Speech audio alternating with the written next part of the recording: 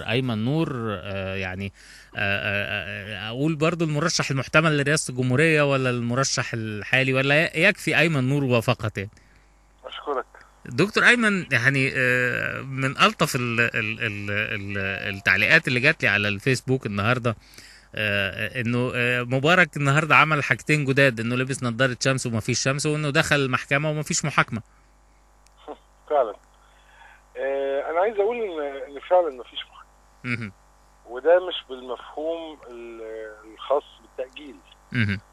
لكن المفهوم ده ربما سيظهر بصورة أكبر غدا، عندما نعرف أن قرار الاتهام مهم. الصادر من النيابة يتحدث عن صغائر الأمور أو عن اللمم، مهم. وليس عن أصول الأشياء. مهم. عندما تكون الاتهامات الموجهة لمبارك ونجليه ونظامه أنه قبل عطية عدد من فيلات شرم الشيخ، مهم. فنحن نكرم مبارك ولسنا نحاكم مبارك. مهم. عندما نتجاهل الفساد بحجم الفساد الذي وقع في 30 سنة هي كل سنوات حكم مبارك، مهم. أنا بعتقد أننا نكرم مبارك ونتستر عليه مهم. ولا نحاكمه أو نحاسبه أو نسائله عن الجرائم التي ارتكبها. مهم. هذه المحاكمة هي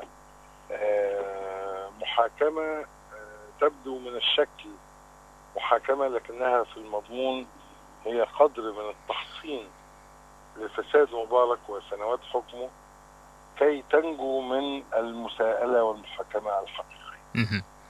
طب خليني اقول لحضرتك، انا كان معايا يعني الاستاذ محمد الضماطي وكيل نقابة المحامين واحد يعني المحامين المدعين بالحق المدني، وهو بيقول لي انه يعني بما ان المحكمة قررت فتح باب يعني او سماع مرافعة النيابة، فبعديها مرافعة المتهمين او الادعاء، وبعدين المدعين بالحق المدني، وبعدين المتهمين، وبعد كده تحجز الحكم، وهو متوقع انه يتم الحكم قبل 25 يناير. حضرتك بقى كقانوني هنا، خليني اتكلم معاك، شايف ان ده قابل للتحقيق او للتحقق على ارض الواقع؟ لا، هو انت شايف ايه قانوني يعني؟ عشان هو ده اللي هيبقى قانون. يعني اشمعنى ده اللي انت عايزه يبقى قانوني؟ يعني هل انت مثلا عندك وجهة نظر خاصة في الموضوع؟ انا مش شايف اي حاجة قانونية انا الحقيقة. اصلا مش بتاع قانون، فعشان كده ما اقدرش افتي يعني في وانا عايز الحته. اقول لك حاجة، ولا انا بتاع قانون ولا الدولة دي بتاع قانون ولا حتى بتاع سندوتشات ولا بتاع حاجة خالص. انا ما عدتش فاهم في ايه. يعني انا شايف ان في حالة من حالات التخبط السياسي والقانوني، واحنا بنعمل ثورة بس هي مش ثورة قوي، وبنعمل برلمان بس هو مش برلمان قوي، وبنعمل محاكمة بس هي مش محاكمة قوي، بنعمل كل حاجة بس هي مش قوي.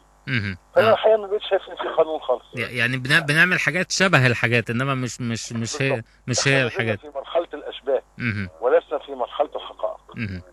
طب قول لي ده يعني كسياسي بقى بعيدا عن القانون اهو، قول لي يعني انا سألت السؤال ده يمكن الاستاذ محمد، فالراجل يعني رد دبلوماسي او مسك العصايه من النص بما انه متداخل في القضيه، لكن رد الفعل في الشارع هيبقى عامل ازاي لو جاء الحكم يعني كما هو متوقع، وجاء مخيب ل يعني امال الناس وانتظارهم؟ يعني مش انا يعني شايف حضرتك الصوره هتبقى عامله ازاي؟ والله بص، اصل انا دلوقتي بتهم في مناسبة وبدون واضح ان مناسبة. كلنا بنتهم، مش حضرتك بس يعني. يعني لا، ده انا عايز اقول لك لسه طالع خبر من دقائق ان مش عارف مين طالب من جهاز الامن الوطني تحريات عن 34 شخصية وحاطين اسمي في الصدارة مع 2 اخرين مرشحين رئاسي برضو. ولسه كان في جريدة المصري اليوم ولا مش عارف جريدة ايه من كام يوم في الصفحة الاولى كانوا حاطين اسمي اول اسم في 4 اسماء، حرضت على احداث مجلس الوزراء. مجلس الوزراء. والحقيقه للاسف انا ما شاركتش في هذه الاحداث عيان، وحجم مشاركتي اختصر ان انا كنت بتفرج عليها في قناه الجزيره. يمكن اعتبروا نور. هو ده يعني هي دي بقى دوله قانونيه فعلا اللي هي بتاعت المهم. يعني انا عايز اقول لك اي كلام هقوله هيعتبروه على سبيل التحريض، لكن انا بقول لك وبقول لهم ويعتبروني بحرض ويعتبروني بعمل اي حاجه، انا بنورهم وبقول لهم الا هذا يا اخوانا، مش عايز اقول حاجه ثانيه. الناس في مصر ممكن تكون مش معنيه قوي بنقل السلطه يتم في شهر 4 ولا في شهر 6 ولا في شهر 3 ولا في شهر 5، مش هتفرق قوي مع الناس. لكن الناس هيفرق معاها جدا. احساسها بغياب العدل، احساسها ان القصاص لم يتم، احساسها ان دم ولادنا راح بلا ثمن. وانا بقول لهم ده الغلطه القاتله، احذروها. مداهمات يعني منظمات المجتمع المدني واللي احنا متابعينها، وفجأة اكتشفنا ان احنا عندنا منظمات مجتمع مدني وبتاخد تمويل غير قانوني، مع ان المنظمات دي كانت موجودة من يعني نص فترة حكم مبارك ومحدش اتكلم على تمويلها. يعني دي من وجهة نظرك قرصة ودن علشان تلموا الليلة وتقعدوا، ولا يعني فجأة كده اكتشفنا انه يا نهار الحق ده عندك منظمات مجتمع مدني بتتمول من بره؟ زي ما فجأة اكتشفوا ان الجزيرة مش مرخصة، زي فجأة اكتشفوا ان احنا ارهابيين وبنمول الارهاب ولا بنمول الحرق والضرب عارف اللي يسمع نكتة بايخة ل10 مرة، او اللي يتفرج على فيلم هابط المرة 100، هي دي مشاعري بالظبط من اللي بيحصل ده. ده كلام كله كلام ساذج، كلام لا علاقة له بالحقيقة، ولا ده الدافع عليه قانون. ولو كان دافع عليه قانون كان من البداية ده تم من أزمان طويلة. لكن هي لعبة كر وفر، لعبة سياسية. الجديد بس من اللي بيلعبها مش محترف. يعني في الزمن الماضي كان بتتم هذه الألعاب الأكروباتية لكن بطريقة أكثر احترافية. دلوقتي العملية بتتعامل بطريقة أكثر بدائية وأكثر غشما، أكثر يعني قلة خبرة، فبالتالي بتتعامل بطريقة فجة جدا. لكن هي نفس اللي كان بيحصل، بإخراج رديء، بإخراج ركيك، يعني كل ما تشاء. يعني النهارده في تصريحات خارجه من الاخوان المسلمين عن طريق الحزب طبعا، انه لا مانع عندهم من تامين او يعني اعطاء حصانه للمجلس الاعلى للقوات المسلحه من واعفائه من المساءله تقديرا لدوره في حمايه الثوره. تعتقد ان ده هل من الممكن يكون المخرج في ان ده اللي يفك الاشتباك بين كل الاطراف بحيث ان كل واحد يبقى مرضي، ولا المسألة دي هتثير المشاكل داخل البرلمان القادم؟ يعني والله الحقيقة انا كنت في اجتماع من شوية مع اطراف من حزب الحرية والعدالة، وسألتهم على هذا التصريح الشجاع. لان انا في تقديري هذا التصريح شجاع جدا. لانك عندما تقول انك تريد ان تعفو عن فلان، فلا بد انك تقول في البداية ان فلان ارتكب الجرائم كذا وكذا وكذا، وبالتالي انا بطلب له العفو او بطلب له الخروج الامن. فالتصريح ده اذا كانوا قالوه فهي شجاعة مفرطة، واذا كانوا قالوه كمان قراءة على فكرة دولة القانون اللي قامت من اجلها الثورة. الثورة دي قامت عشان دولة القانون يحاسب كل مواطن في مصر وفقا لقانون لا يستثنى حد من الحساب اذا كان اخطأ. وانا موافق اذا كان حد اخطأ يعترف ويقول انا اخطأت، وعلينا ان نطلب بعد هذا له السماح والخروج الامن وهذا الكلام. لكن اذا كان هو لم يعترف بعد، فانا بعتقد ان هذا الكلام كلام مخالف للمنطق، فضلا لمخالفته للقانون ولفكرة الدولة القانونية اللي بيتساوى فيها الجميع امام القانون، ولا يجوز استثناء شخص من العقاب او الحساب اذا ثبت انه مدان. ما احنا اتفقنا انه ما فيش قانون يا دكتور، مش انت اللي قلت؟ ما هم يعني والله معاك حق. لا معاك حق. انا موافق. انا مش يعني مش قناة رياضية اظن او ايوه بالظبط كده.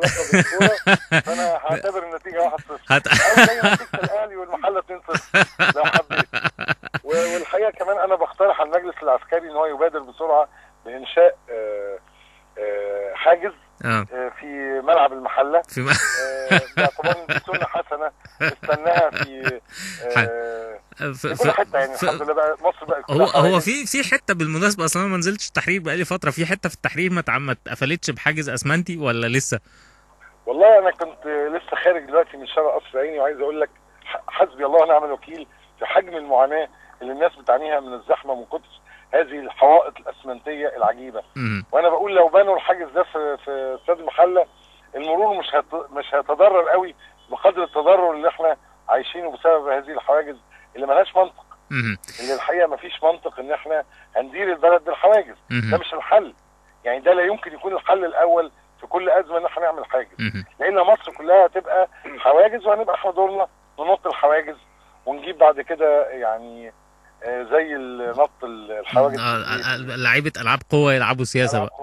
دكتور ايمن نور، يعني اذا نحينا جانبا الخروج الامن للمجلس الاعلى للقوات المسلحه، انا عايز اعرف من حضرتك الخروج الامن لمصر من الموقف اللي احنا فيه.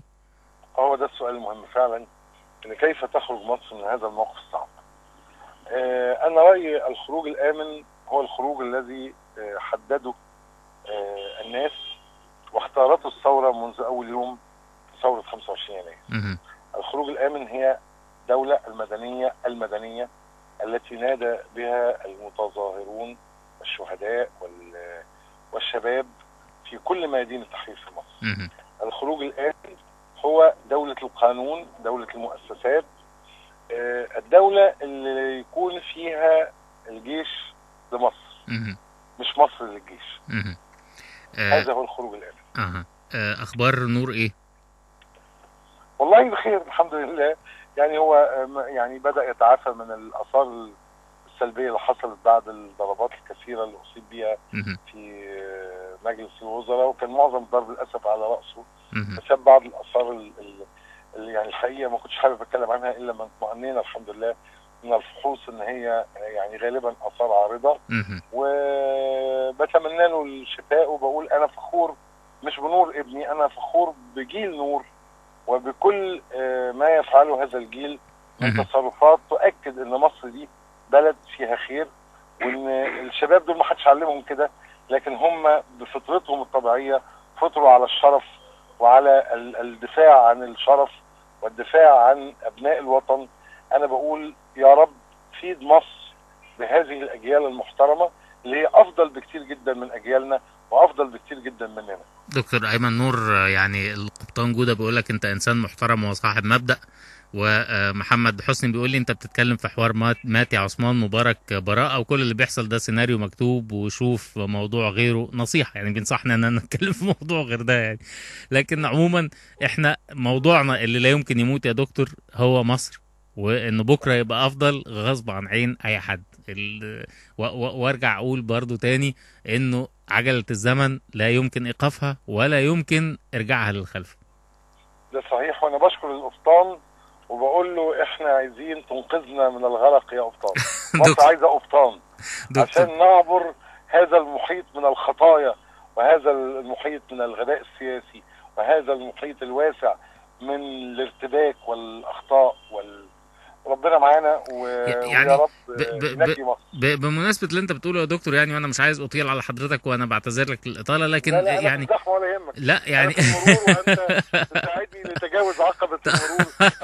يعني برضو احنا ما زلنا بنتعامل بمنطق ايه، ان انا عايز اشوف مخرج للدكتور ايمن نور علشان يعدي في الحته دي فاعدل القانون. الكلام عن تعديل قانون انتخابات الرئاسة علشان السماح لأحمد زويل بالترشح تحديدا، يعني ده اللي بيصار دلوقتي. يا سيدي عليك. أنا عايز أقول لك حاجة، أنا بدعوك وبدعو مستمعينك إن أنتوا تقروا مقالي بكرة. أنا بكتب عمود يومي في جريدة اليوم السابع، بقرا أنا كل يوم هذا الموضوع. أنا مقالي بكرة تحديدا عن هذا الموضوع، وكاتب بالتفصيل بعض هذه المظاهر مع احترامي وتقديري الكامل لشخص الدكتور احمد زويل.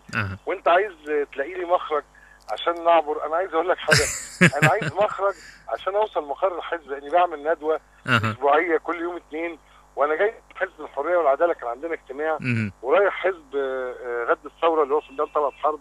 المسافه بينهم تاخد في الوضع الطبيعي في اي بلد في العالم، المسافه دي تاخد مثلا من ربع ونص ساعه. صحيح. انا عايز اقول لك انا بقالي ساعه ونص عشان اوصل فشوف لي مخرج الاول اوصل ازاي. لكن مخرج للبلد ده طموح كبير جدا، اكبر من امكانياتنا في اللحظه دي. يعني المخرج الوحيد يا دكتور انك تتمشى. والله تصور ان لو كنت قطعت المشوار لألمانيا لغايه ميدان طلعت حرب صحيح طبعا. سيرا على الاقدام اكيد طبعا كنت هوصل اسرع من الوصول غير الامن اللي احنا اكيد يعني طبعا. عايز اقول لك على خبر غير لطيف، ان انا في هذا الطريق اضطريت ان انا دلوقتي بكلمك من الجيزه. يعني ان احنا خرجنا من مسارنا صحيح ورحنا في محافظه ثانيه عشان نوصل، عشان نحاول نتجاوز الزحمه، عشان تعرف توصل بعيد عن القصر العيني عشان في حد حاطط حائط يعني. بالظبط يعني ومطمئن ورا الحائط ده جدا ومبسوط. نتمنى ان الحائط ده يبقى لحماية مصر مش لحماية اشخاص. اشكرك شكرا جزيلا دكتور ايمن نور، كنت معانا ومنورنا في ميدان التحرير.